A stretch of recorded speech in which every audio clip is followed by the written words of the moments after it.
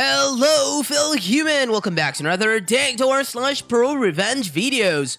Did you guys enjoy high school? Or you wish it could have ended sooner? On to the first story.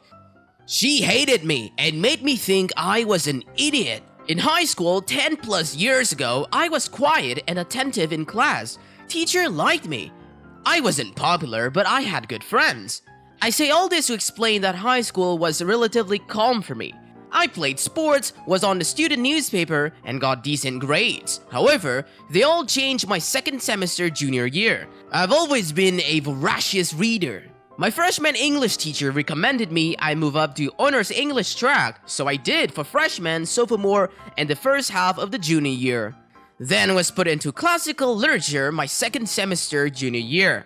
I've always loved Greek and Roman stories and had already read your typical high school classical reading list on my own. I didn't mind reading them again until I met Miss Umbridge. She put on a sweet facade, but she was downright evil. She also decided she hated me. I still do not know why or what transgression I committed, but she hated me. I assume it was my habit of sometimes nodding off in classes. At the time, I had undiagnosed thyroid issues and was getting up at 5 a.m. for swim practice. I say sometimes because it happened maybe twice a month total between in all 8 classes. I don't remember nodding off in her class, but it could have happened. Anyways, her class was 50% essays/written reports. The rest were random quizzes and a couple of tests. I was on the student newspaper, and I was a decent writer. I wasn't worried about maintaining a B or up. We wrote our first paper and I got a D. I was shocked. The only class I struggled was chemistry, and still my lowest assignment grade was a C. After class, I asked Miss Umbridge what I did wrong, because her notes were minimal. She told me my assessment of the material was uninspired. Okay, can you direct me to an example of an inspired assessment? Come back during study hall. Thinking she'd have some examples materials for me to review. I got a pass to see her during study hall. Nope. She spent a full hour basically telling me I was an idiot. I remember leaving and crying because she didn't tell me anything constructive. My friend, the eventual valedictorian, offered to help me on my next paper. My friend and I spent hours on my next paper. She never got below an A- on anything. I got another D. My friend was furious. She took it to her AP English teacher and asked him to review it. She said she was entering a writing competition and wanted advice. He said it was great. Her typical A+ work. My friend, quicker on the uptake, asked me for a copy of my original assessment. She asked her AP English teacher to look it over too, and he said she should enter the first one. This one was still good. He'd probably give it an A-, but the other paper was better. My friend was convinced that Miss Umbridge was treating me unfairly for some reason, and she must not like me. My friend wanted me to tell my parents or my school counselor. A teacher didn't like me? That never happened. Sure, they all didn't love me, but none had actively disliked me. I decided I'd try one more time, but this time get Miss Umbridge to help me. Despite the previous horrors of spending study hall with Miss Umbridge, I went to her office during study hall 3 times before next paper was due. She reviewed the paper and gave me tips on revising it each time. She did this in red pen and I took notes. By the time the next paper was due, I had 3 revised versions with her notes in red ink on each one. I got a D+. She smirked and congratulated me on my improvement. Tramp, I was done.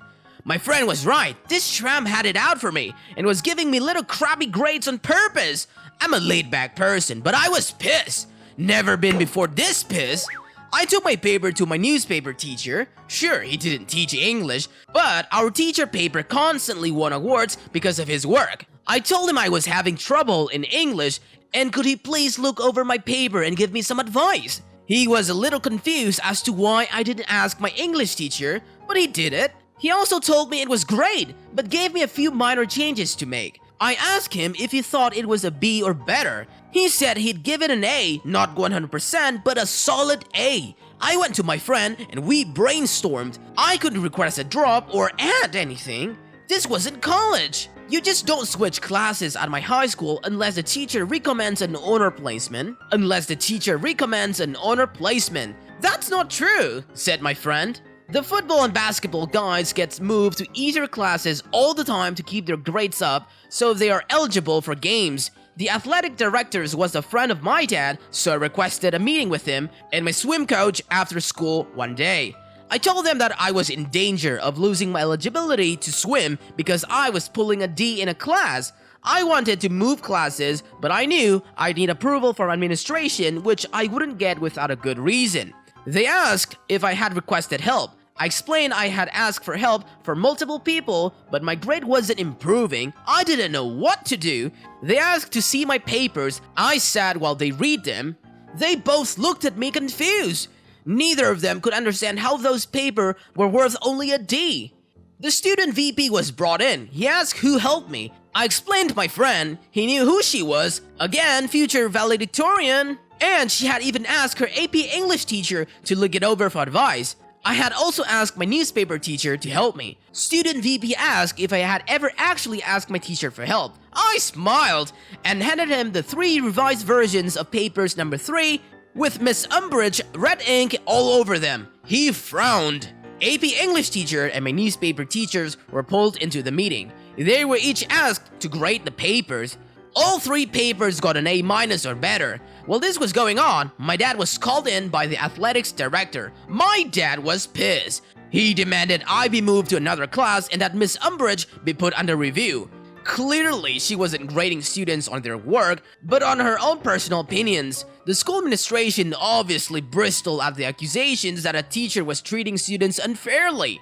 A lot of arguing that I wasn't allowed to sit on occurred in the VP's office. I could hear plenty of yelling as 6 adult men argued over the appropriate next steps. It was decided that myself, my dad, VP, and the athletics director would have a meeting with Miss Umbridge. The following morning, before school, we all met Miss Umbridge. Seemed to think that she was going to get to tell everyone why I was so stupid.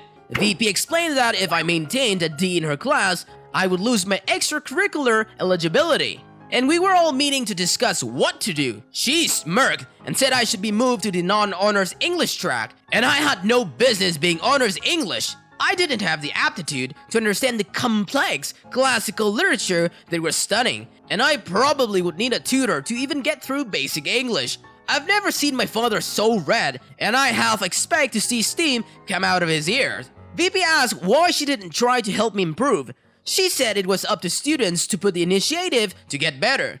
VP asked if that meant I had never asked her for help. She said I had not. VP then pulled out the 3 revised versions of paper number 3 and handed them to Miss Umbridge. Now it was her turn to be read. She called me a liar and said those notes weren't hers.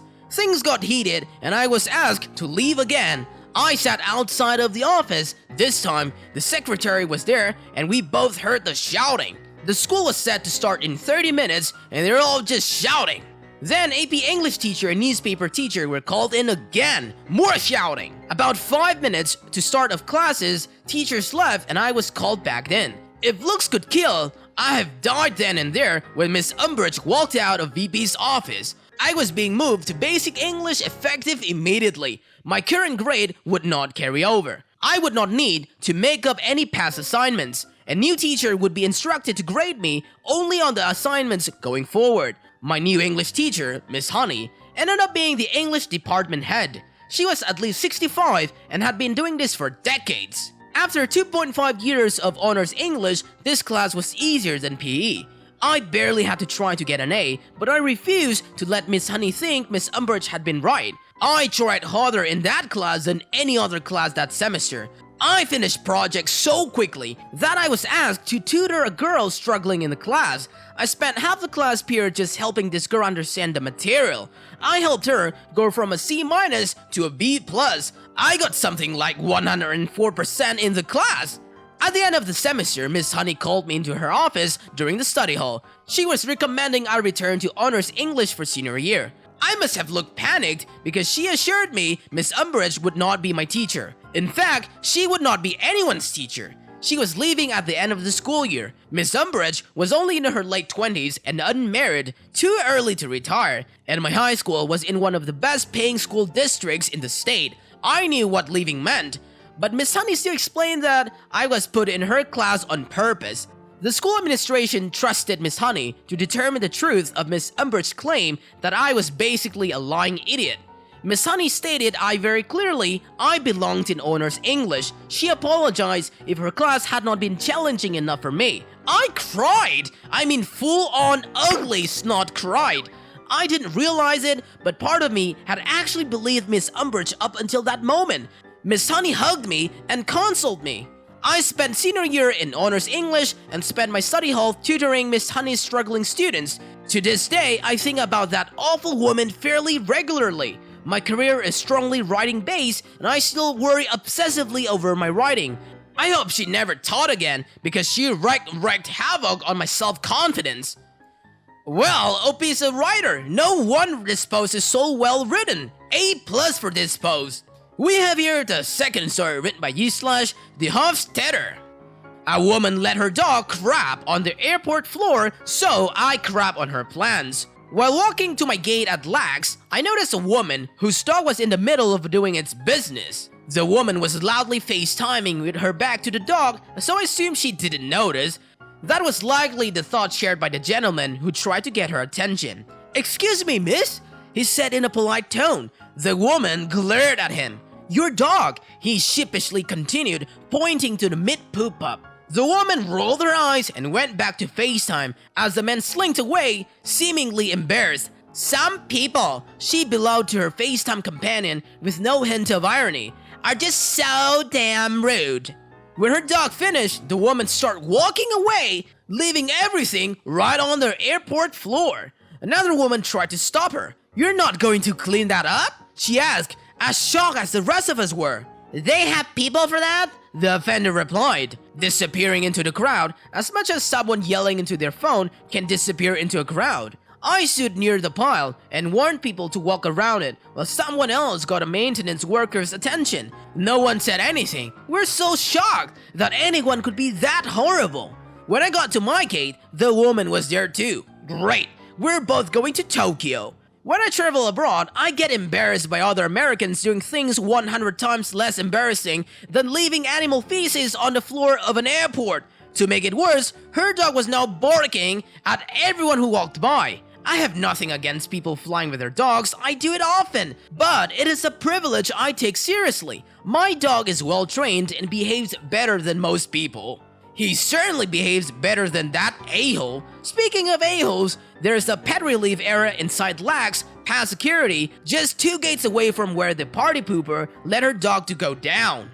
It didn't matter. She was the type of person to litter 3 feet from an empty garbage can. While her dog barks at the world, the woman had moved from FaceTiming with no headphones to listening to music with no headphones.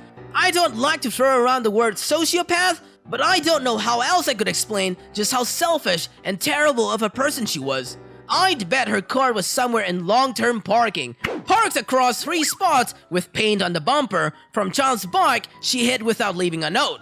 Everyone else tried to ignore her, sitting as far away from her as they could. I'm not everyone else. I sat down right next to the horrible woman. "Are you going to London on business?" I said.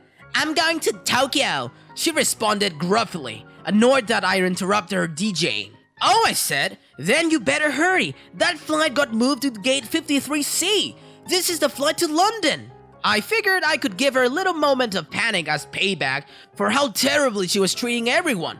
I didn't predict what would happen next. She grabbed her bags and her dog in a huff and stormed out of the gate without even checking. She was so self-involved, she didn't notice that the monitor at our gate still said Tokyo, and almost everyone at the gate was Japanese. Based on her action, she believed me that the flight had been moved, so she's also an a-hole for not thanking me. Some people, as I thought, as I watched her rush away from the gate without stopping her, are just so damn rude.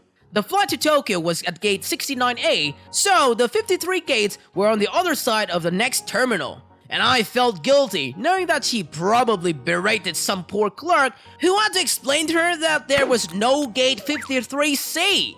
I don't know if she made it back to this flight before we took off or not, but I didn't see her on board, and I don't hear her dog.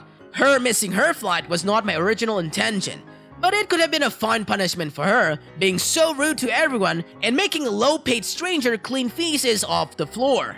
What makes me wonder if I went too far is the knowledge that Delta only has one flight to Tokyo each day. Whoops! Maybe she can rebook on another airline. I hear they have people for that. Oh my god! So the woman might have to wait for an entire day to rebook. That is so savage! Next up, we have the final story. While we're on the subject of homeowners association, here's the story of how many parents of HOA tried to use a 40-years-old rule to stop them from repairing hurricane damage and got the shaft for their trouble. So, as y'all may remember, Florida got pretty beaten up by a couple of hurricanes. My folks lived down there, and while none of the damage they sustained was life-alteringly horrible or home-destroying, homeowners insurance kicked in, and they had some water damage through the roof. They also needed one because all of the shingles that had to come off or debris that had to puncture it. My folks looked through the roofing options and determined that a metal roof would be a great option to reduce damage and maintenance on their home. Plus, it would serve as a more energy-sufficient option with passive solar collection and fewer thermal losses in the summer and winter. It's more expensive, but my dad was basically r/personal finance incarnate while I was growing up. He's in his 60s and has finally concluded that he has duck you money. So long as the community is concerned, so the roof was a good investment. It looked like the win-win with that roof. Then they reviewed the HOA and saw that as of 1989, metal roofs are prohibited in the neighborhood and subject to fines and mandatory removal. Reviewing the bylaw further showed that it was clearly referring to older, crappier tin roof, not a proper metal one like today's market provides, which looks great and has all of those other benefits. My folks wanted to play by the rules though, and called up the HOA to explain the situation. HOA was friendly and said that they would be looking into that bylaw, and that my folks weren't the only one who requested that they be allowed to have a metal roof. My parents couldn't get a roofing contractor in a few months anyway, too much demand since everyone else's roof got wrecked. So they waited a few weeks and got nothing out of the new HOA. Tried again a few weeks later, nothing. After 2 months of this, they said duck it and start the construction on the metal roof. Popular opinion in the neighborhood was on their side, and the roof was covered with a tarp that wouldn't last forever. The new roof got installed over the course of a few days, and then we found out the HOA's crappiness. The neighborhood has a nice brick sign out front that says, "Welcome to neighborhood name." It's very classy, very nice, and was very damaged in a hurricane. The HOA was strapped for money due to other repairs and dues. And some prick had the bright idea to impose as many fines as they could on their neighbor to pay for those repairs, starting with my folks. They served my folks with a letter claiming that they were in violation of the HOA and demanded $25,000 fine and that they remove it, which is, of course, absurd. My poor mother is very much play by the rules toward, and she was word sick. Dad is ex-Navy and a contract negotiator. He essentially checked his 60-year-old knuckles and said, "Oh, you little crabs wanna play, do ya?" So they set about researching and making some calls. Poor mom kept waking up at 1 AM unable to sleep, and I felt terrible for her as she went through this. But then, they had a breakthrough. A few weeks after being served, I'm fuzzy on a timeline since I don't live in Florida, it may have been less. There was essentially a burn them at the stake meeting of the HOA where my parents could defend themselves for an absurdly short amount of time, and the HOA could rip into them for daring to defy their wrath. So my mom, because she is more social and has better temper than dad, comes up to speak and let the HOA know that they can't do this. HOA smirks and says that they sure can. They have a 40-year-old statute saying that they can. Mom says, "You do, but I have state law on my side, which supersedes your statute." Turns out there's a law in Florida stating that an HOA, or really any regulation, cannot be used to prevent an eco-friendly improvement from taking place on anyone's private property. And wouldn't you know it, the passive solar of metal roof counts as an eco-friendly improvement. Turns out, the roofing contractors have dealt with similar stuff before. When that mentioned what was going on to them, the contracting officer pulled out a few letters of accreditation. and a few past cases where court had been determined that their product was eco-friendly and forced the HOA to pay all the legal fees. My mom produced all of this for the crappy HOA, who had admit that this was in fact ironclad. Strapped for money as they were, they couldn't afford to pay a lawyer. HOA had growls, is that all? Mom turns up the sweetness to 11. No, I see the bylaws that we can vote to impeach board members at any HOA meeting and to elect their replacements. I move to impeach all of you. I nominate my husband, and A and B and C. She rattles off a list of names. HOA is stunned. While Dad looked into the legal, my mom looked into the new neighborhood. Popular opinion was on their side, and the hearing was public for neighborhood. Mom convinced a majority of the homeowners to attend and remove the board for their crappy policy. And with that, my parents are now on all the new board. And my dad is putting his contract, negotiation skills, and own craftsmanship skills to work repairing the front entrance. And the metal roofs are now allowed by the all-new HOA.